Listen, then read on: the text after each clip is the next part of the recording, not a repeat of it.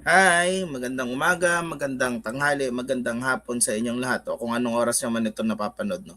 So, i-revisit natin yung yung human trafficking case nito ni Norman Mangusin, no.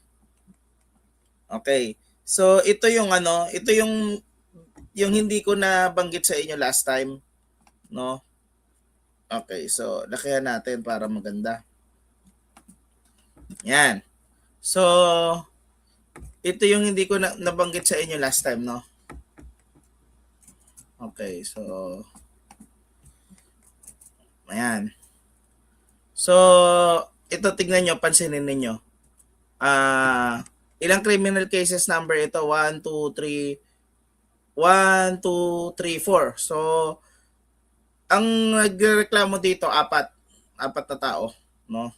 Pero ang pinag-uusapan lang natin dito ay si Mary Grace Ochoa. No? Yung isa sa mga complainant. Okay, well, this is public record. Bakit ito public record? Nakasulat dito sa dulo, given in open court, Manila, Philippines. December 15, 2025. So kung naalala nyo yung time na pumunta si Norman Mangusin doon sa City Hall na pinost ni Fuji News, ito yung ginagawa niya noon, no? Inaayos niya yung, I mean, meron siyang hearing nung time na yon, no? Okay, so ito yung hindi ko nasabi sa inyo na part. At ito yung actually mas mahalaga ito na part, no. Okay.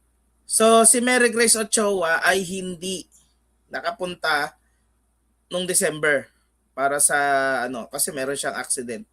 Tapos yung public prosecutor nito nag-ask na sa March 9 iset yung hearing na well hindi naman sabi ni Fuji News hindi naman wala naman daw naka-schedule na March 9 kasi sabi dito the court notes that there is no certainty whether or not on March 9 Ochoa will be physically able to testify.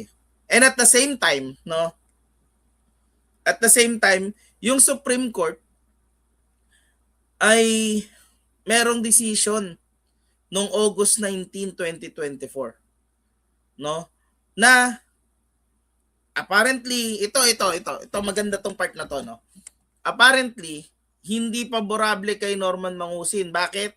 Kasi nag-file yung accused ng motion for reconsideration. Ano ba yung motion for reconsideration? Ibig sabihin yan, hinihiling mo yung korte na i-reconsider yung decision nila. So, bakit yung akusado yung nag-file ng motion for reconsideration? Ibig sabihin, hindi maganda yung decision ng Supreme Court dito sa kaso na to. Ngayon, hahanapin ko yung Supreme Court decision na yan para sasabihin ko sa inyo kung ano yun. Tapos aantayin natin kung ano yung magiging resolution nila dyan sa motion for reconsideration na yan. No? So, for the meantime, sabi ng korte, by agreement of the parties, si Ochoa at saka yung prosecutor at saka yung prosecutor at saka yung kampo ni Norman Mangusin, no, ay nagkaroon ng agreement na habang hindi pa lumalabas yung motion for reconsideration, no, pwede pang magpasa ng mga bagong ebidensya itong korte para sa kaso na ito. Bakit ano ba yung issue dito na pinag-uusapan? No, ano yung issue na pinag-uusapan dito actually? No, ano yung pinag-uusapan diyan sa ano ba yung mahalagang pinag-uusapan nila diyan sa Supreme Court na yan? Actually, kung naalala nyo, 'di ba? Nung time na merong mga 2020, no, nung 2020 nagkaroon ng pandemic. So lahat ng court proceedings ay naganap sa Zoom, no? Ngayon, meron tayong may constitutional doctrine tayo na meron kang karapatan na kumprontahin yung mga nag-aakusa sa iyo sa criminal cases. So, dapat nandun sila sa korte, no? Tapos matatanong mo sila about the veracity ng mga kiniklaim nila. Pero dahil nga nandun sa Zoom meeting yon, hindi ka makalabas hindi ka makapag-appear sa court, mag-a-appear ka lang sa Zoom meeting. Okay. Traditionally, kung hindi ka sa Zoom meeting at nasa ibang bansa ka, natural hindi ka makakarating sa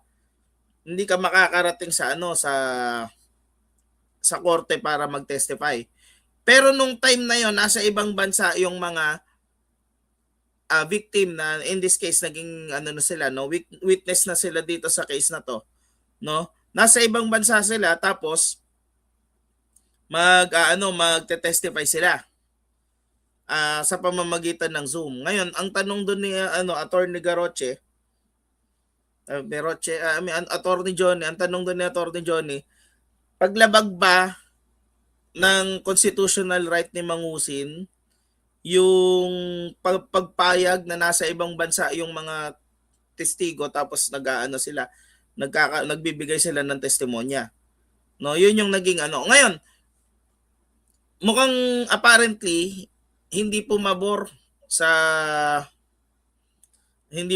yung korte kay Mangusin, no, sa kampo ni Mangusin at pinayagan yung testimonya. Well, sa pagkakaintindi ko kasi sila yung nag-file ng motion for reconsideration, no. So ngayon, antayin natin yan. Ako, as of now, hahanapin ko yung Supreme Court decision na yan na August 19, 2024, no. Itong mga itong topic na ito, as of now is exclusive in my channel, no. Walang iba pang nito sa ngayon.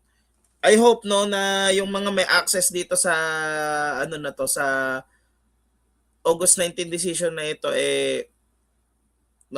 i-discuss nila o kaya bigyan nila ako ng kopya para mapag-usapan natin. So anyway, yun lamang po, no. By the way, no, I hope na kung hindi pa rin ako ma-monetize dito sa akin channel, gagawa ako ng bago. So please, bigyan niyo ako ng pagkakataon na mag-subscribe kayo sa bago kong channel if ever, no. So anyway, goodbye.